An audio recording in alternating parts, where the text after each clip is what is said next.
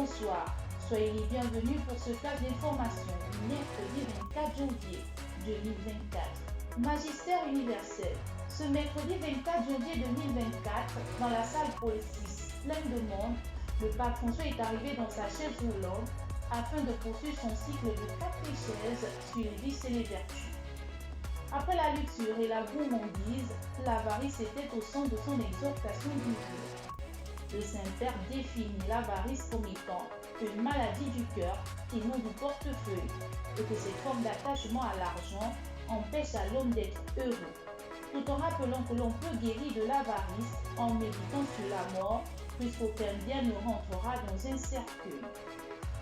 Année de prière pour le jubilé. C'est au cours de la conférence de presse organisée hier, mardi 23 janvier 2024, par le préfet et le sous-secrétaire du dicastère pour l'évangélisation qu'a été précisé l'objectif de l'année de prière.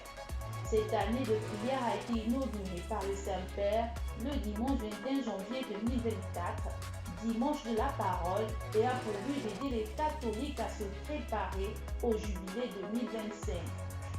En effet, pour le pape François, cette année de prière va être consacrée à la redécouverte de la grande valeur et de l'absolue nécessité de la prière dans la vie personnelle, dans la vie de l'Église et de la prière dans le monde.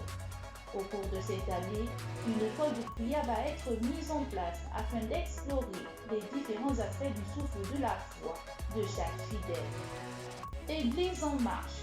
Dans le cadre de la poursuite du partage de chair entre les paroisses catholiques Saint-Pierre et Notre-Dame de Lourdes et la paroisse protestante de la Péri, un culte œcuménique a été célébré hier, mardi 23 janvier 2024, à 17h à la paroisse Saint-Pierre de Libreville.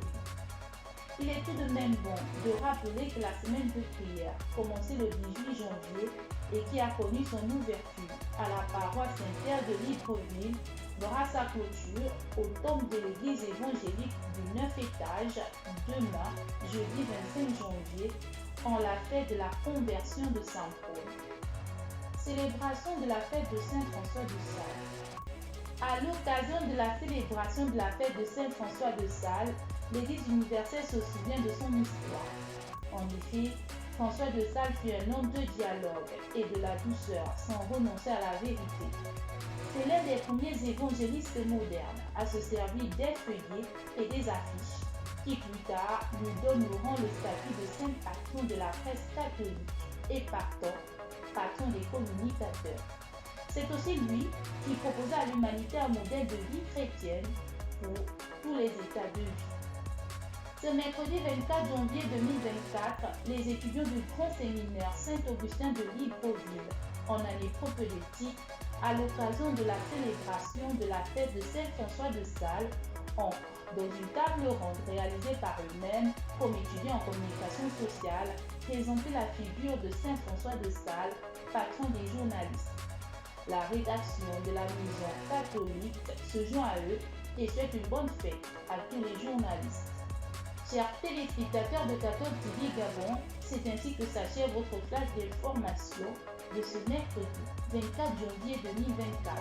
Nous vous remercions de l'avoir regardé en marche vers les 200 ans de l'histoire de l'évangélisation de l'Église catholique au Gabon. Gardons la foi, l'espérance et la charité.